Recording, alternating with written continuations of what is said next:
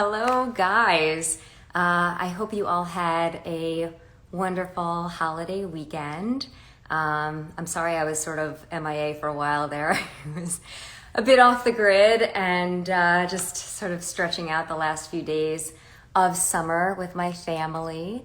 I have such a wonderful guest on today. Tune in, so I'm going to welcome her soon. Her name is Mia Davis, and there she is. Hi, Hello, you. How are you, pretty girl? I'm doing well. How are you? It's nice to see you. I'm good. This is like getting back into the swing of things. I had such a nice vacation, and I feel like this week has been insane. Yeah.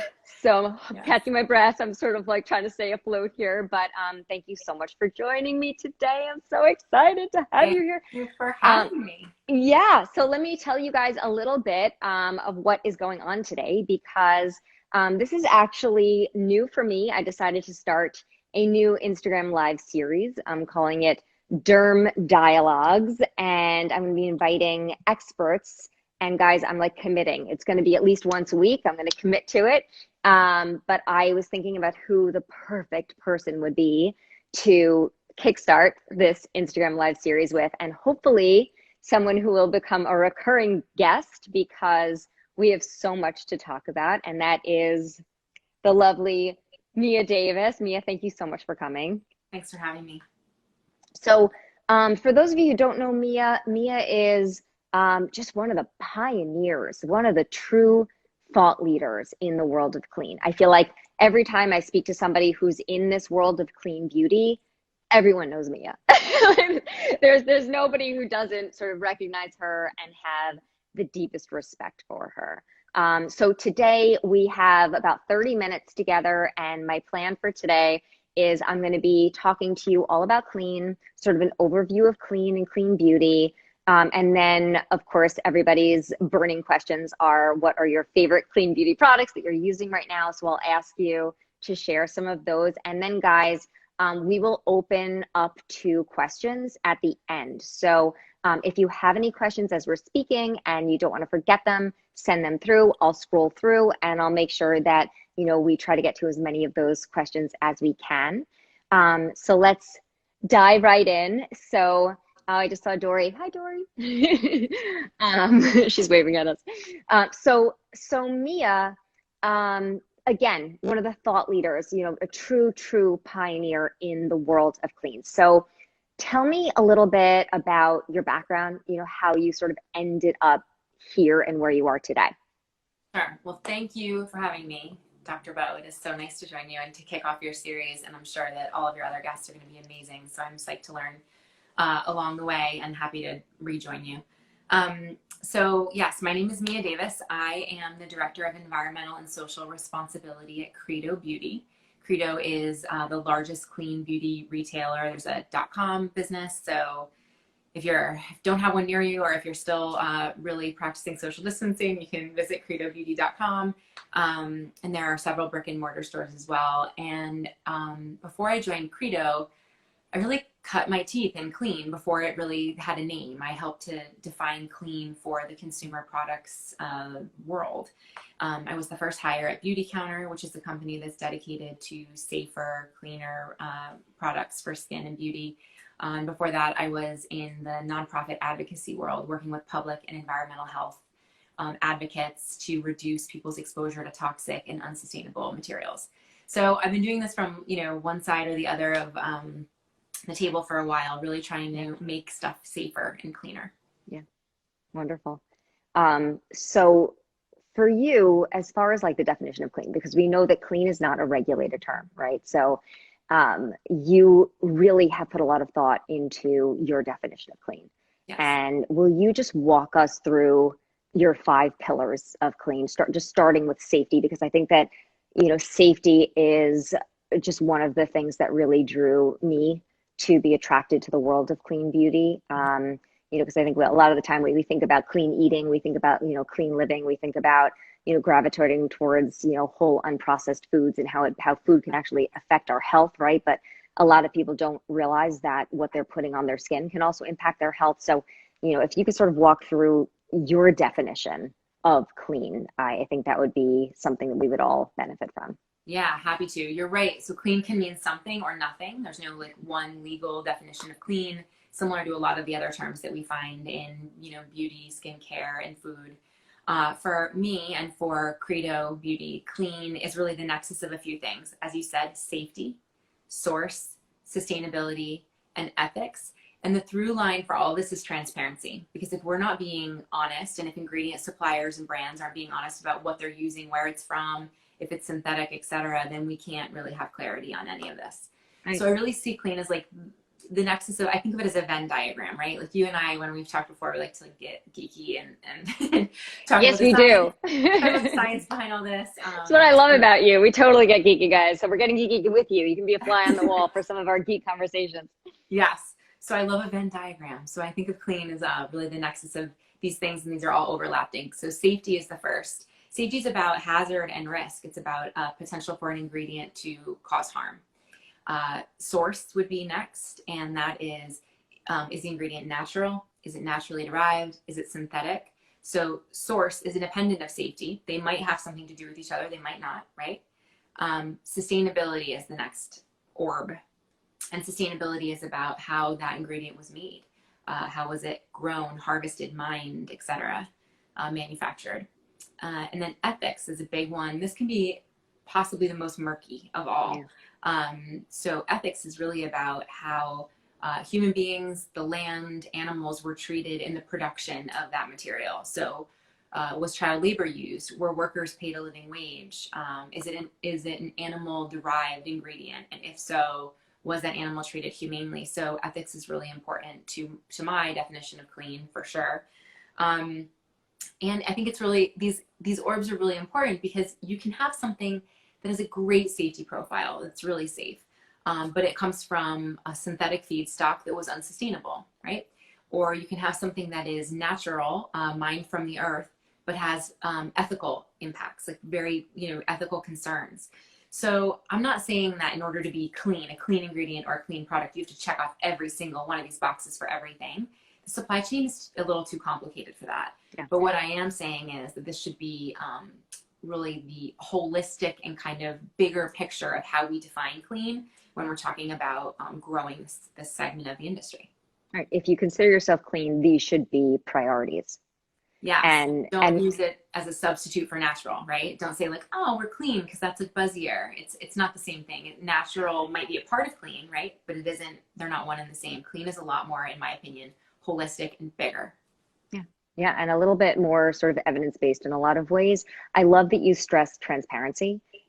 For me, I feel like that just being transparent is paramount to taking control and taking charge of your skincare journey and your safety, because you can't be your own advocate if you don't know what's in your products, if you don't know where they came from. If I think that calling brands out and saying, tell us what's exactly in your product. Don't hide behind words like parfum and fragrance, like what's in there, let us know, because I understand, I'm a dermatologist and even I have trouble reading these ingredient lists. Like they are confusing, they are complicated, and combing through, the more you read them, sort of the more comfortable you get at discerning and sort of understanding what each ingredient is. But it takes a lot of practice. And I think you can't even start if that ingredient list is not clearly listed for you. If there are words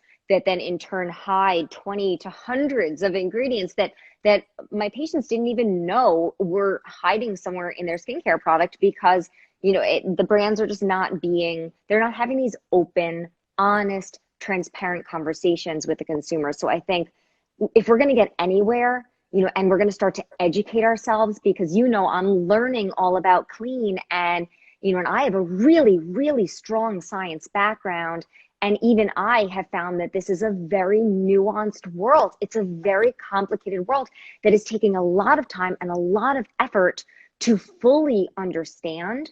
And the first step in understanding anything is having that transparency and having brands be open, honest, having retailers, really focus on education, transparency, honesty. And maybe everything's not perfect. You just said, like, maybe you don't, check off all the boxes. But I think that the idea that people are striving to do that they're trying and just saying, like, hey guys, like, I really want our carbon footprint to be really low, but it's really hard as a small brand to pay for this or to do it this way. So today we're able to do this, but tomorrow this is what we're looking to do. But to just say it, I think that the consumers now appreciate that authenticity more than ever. So let's get to the dirty list, because I love just saying hi to everybody who's joining, and definitely just guys who are joining now. I'm talking all about clean beauty with Mia Davis.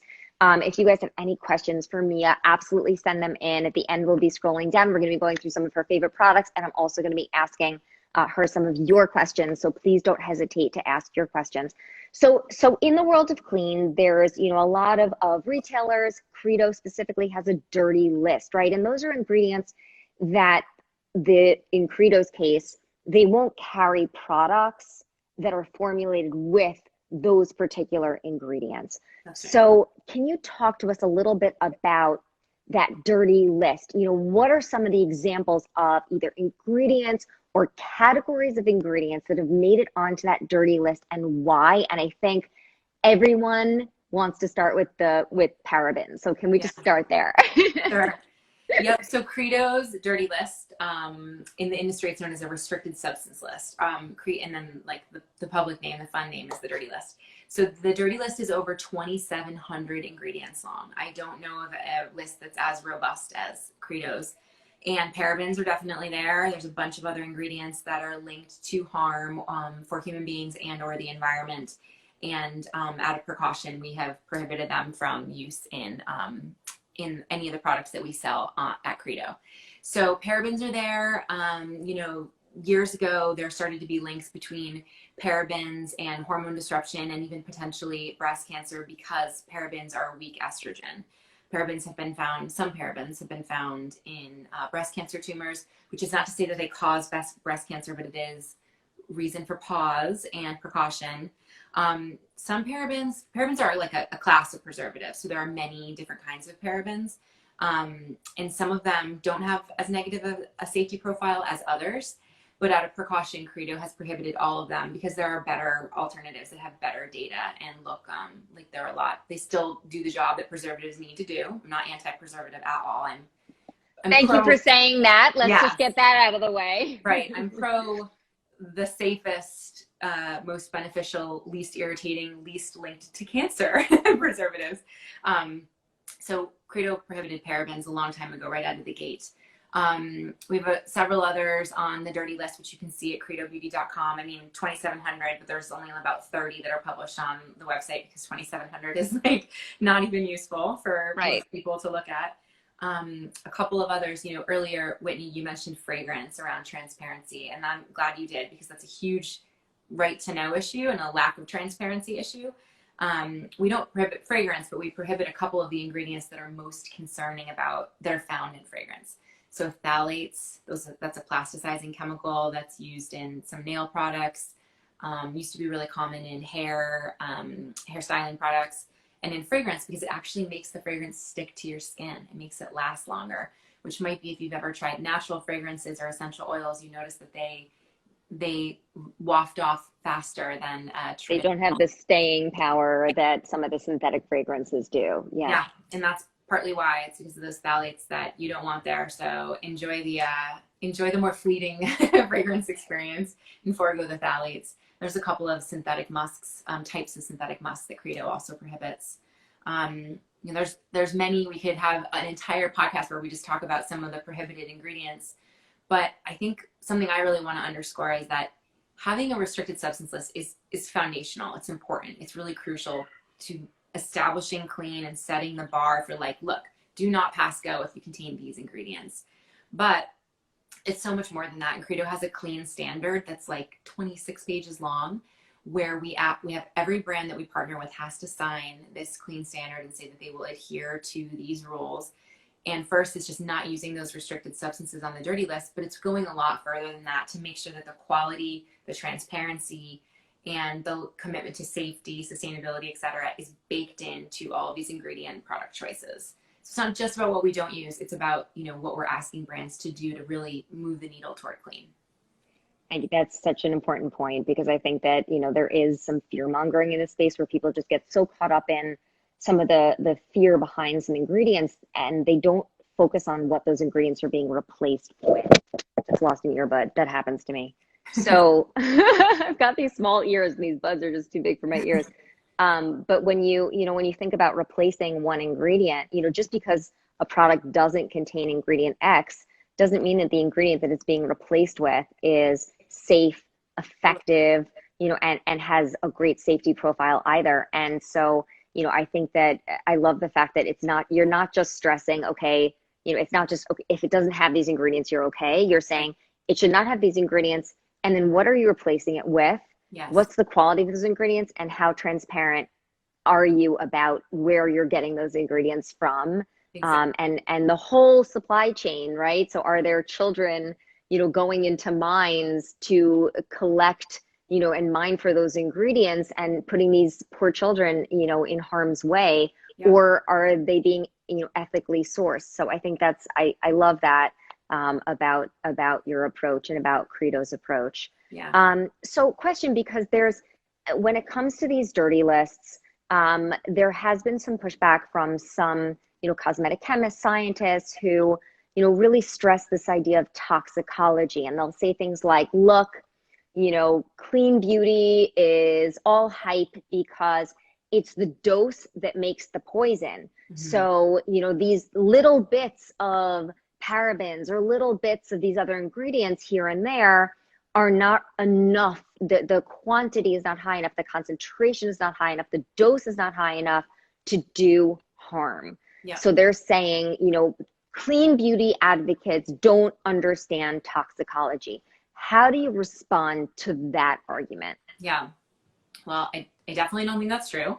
I understand toxicology. I also understand epidemiology and ecotox and other things. We can't just think in a silo and think, oh, dose equals, poison, cause and effect. Things are a little bit more complicated and nuanced than that.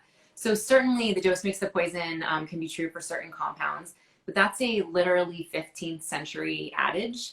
It's still true for some things, but it isn't the only way that we should be evaluating chemical safety.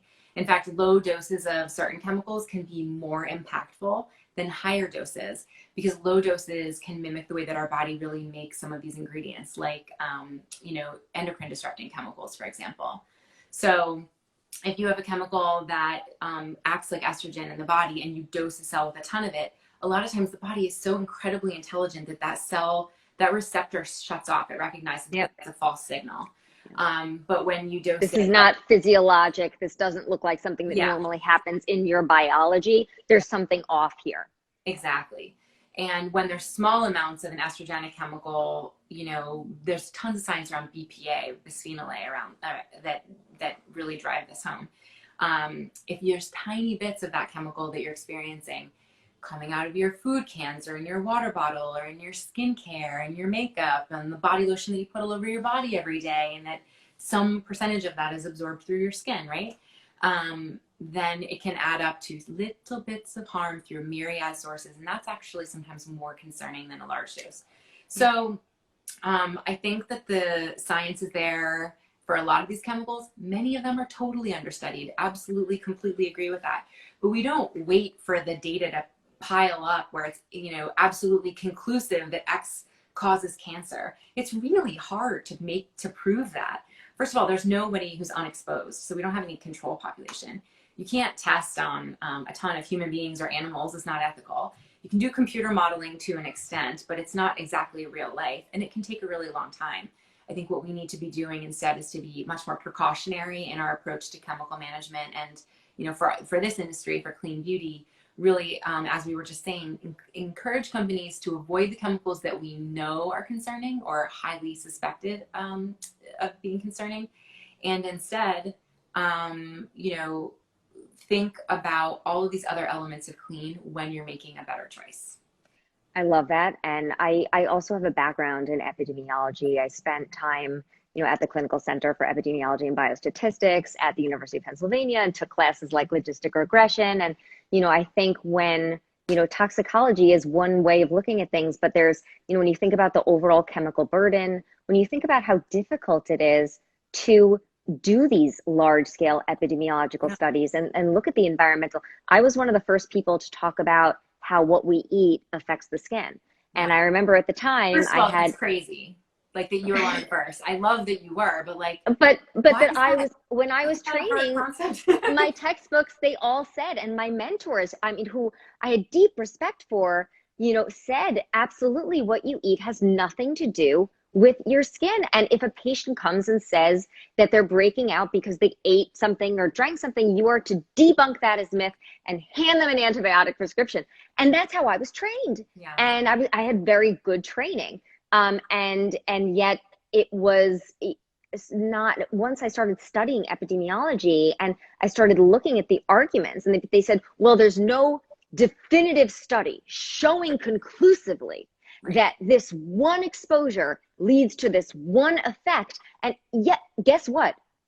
When you're living in the world and you're being exposed to a little bit of something during your shower and a little bit during your makeup application, and then maybe a little bit through your food and through the water sources and through the air.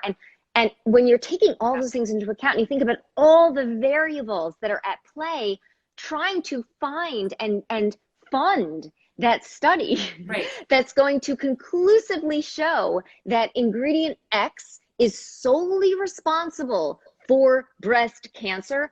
Guys, if we wait for that study to come out, I'm going to be seeing more and more patients diagnosed with breast cancer, having fertility issues. I can't even tell you the number that I'm already seeing. And it's really, really disturbing. It's really disturbing. So I think we do have to take a little bit more of a conservative approach. So that was one end of the spectrum. At the other end of the spectrum, I have some patients who come in and say to me, Dr. Bowe, I really need 100% natural. I need all organic skincare because I have sensitive skin and I know I need 100% organic.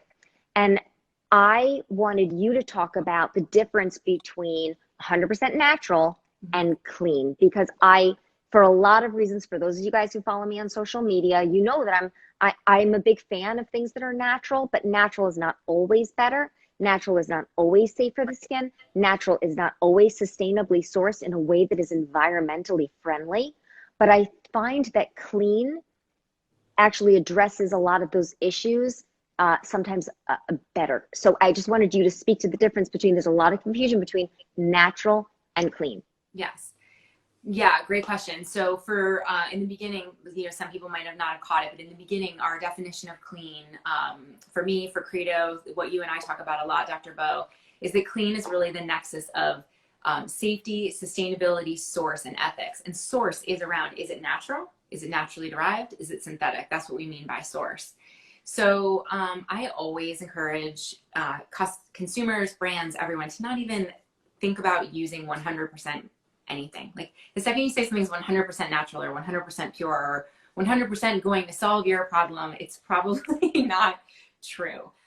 Certainly if you have a really simple formula like a shea butter lip balm and the brand is like, I know that this is 100% natural and I know that it was sustainable and ethical because I know the women who are harvesting the shea nuts and I have a flow chart to like back that up, fine. Very rare and that's awesome. I love that. But that's rare, right? Like most of the time, the formulas that we're working with for skincare and beauty are much more complex than a single or 2 ingredient product. So I really encourage people to go for plant-based materials when it makes sense for certain products, but to not think that naturally derived or synthetic necessarily equal unsafe or unsustainable, because it's more complex than that. You can have, for example, a palm derived or palm oil ingredient.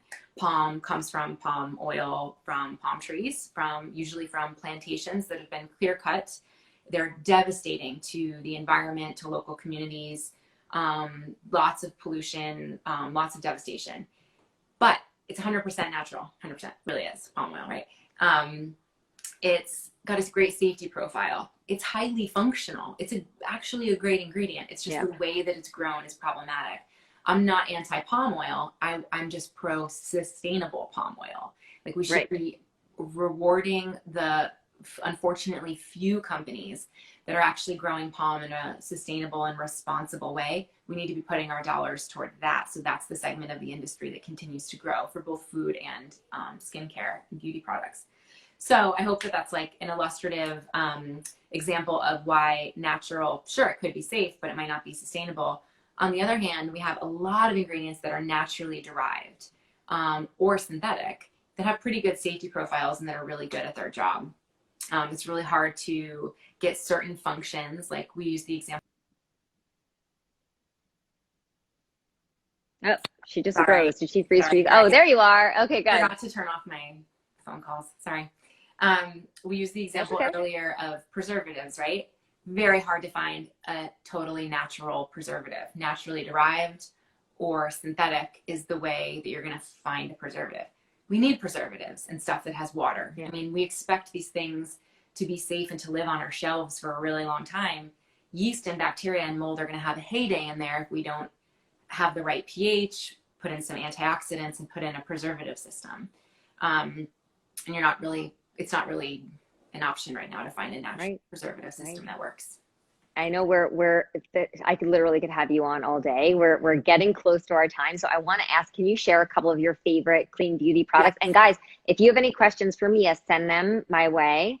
And we'll make sure to try to get to them. I have a few more questions for you, but I want to make sure that our viewers get to ask some questions too. So what are some of your favorite products? So I brought a couple of things to show you. I focused on like face and beauty for today. We could like you said, we could talk about body or hair or anything else another time.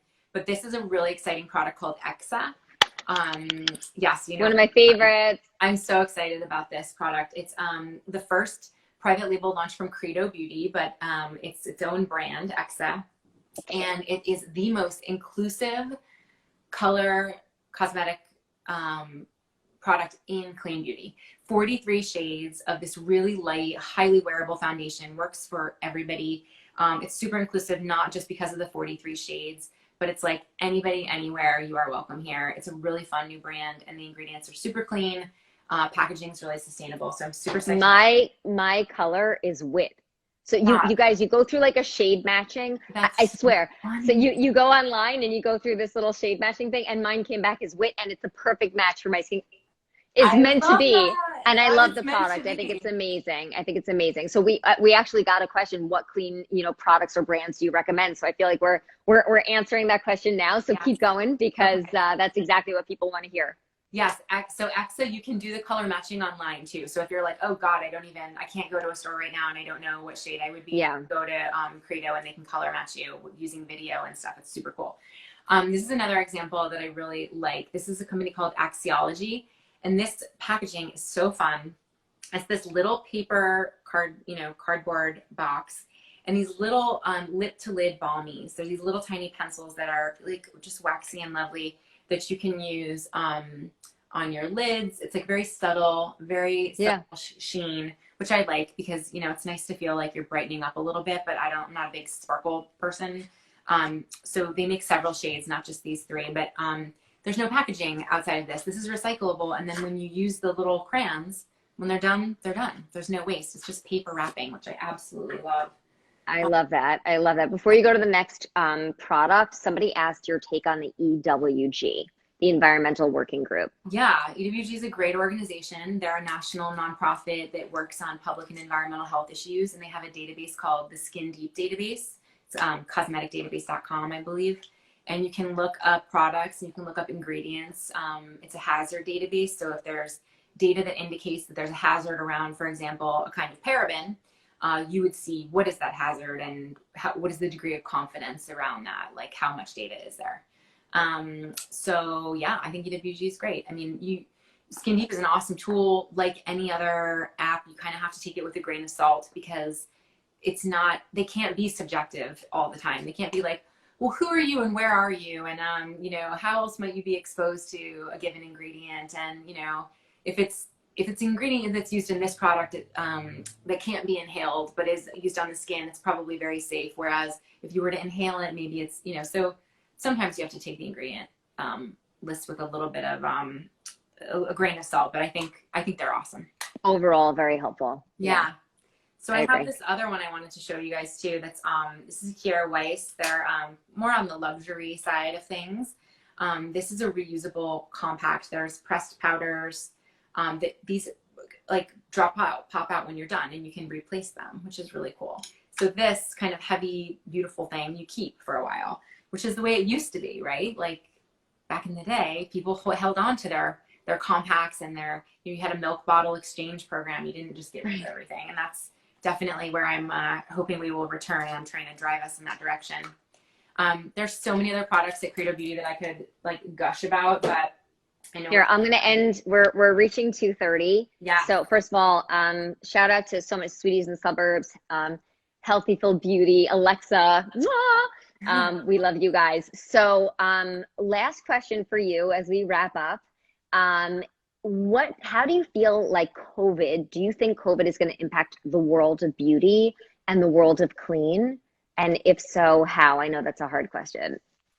Yeah, I mean, I'm hoping it goes in a more sustainable and cleaner direction. I think that people have had enough of, they recognize how important health is and how incredibly important the environment is, and those are inextricably linked. Like the West Coast is on fire right now. It's absolutely because of climate change and poor management. Yes. And we need to do everything that we can to vote in a different direction to make sure that starts to become something that we're fixing instead of continuing on and on. I really hope that these things are all coming home to roost, and that people are making these connections between what I put on my body and the chemicals that are made out there. All of this is impactful, and never before have I felt more of that like really rising to the top of people's minds. So I'm hoping, I'm confident clean beauty is here to stay. This is not like a trend or a niche. We're going to change it so that with your help, Dr. Bowe, we're going to make it just so that all beauty is clean beauty. The demand is on the rise, and I think that the brands are just getting more and more savvy, and the consumers are getting more and more savvy, and I think that open, transparent conversation that you are advocating and that Credo is advocating, I think it's putting this whole world in a very, very good direction. So I'm also very optimistic for the future of clean. Thank you so much. You've got to come back. So guys, if you have any other topics that you want me to cover with Mia, or anything that we sort of, mentioned, I know today was a little bit of a 101. It was, very superficial. If you guys want us to take a deeper dive into any of these areas in particular, please DM me, let me know. Mia, you're wonderful. Again, thank you so much. Everybody be well. Thanks for having us. Stay safe. Bye. Bye, guys.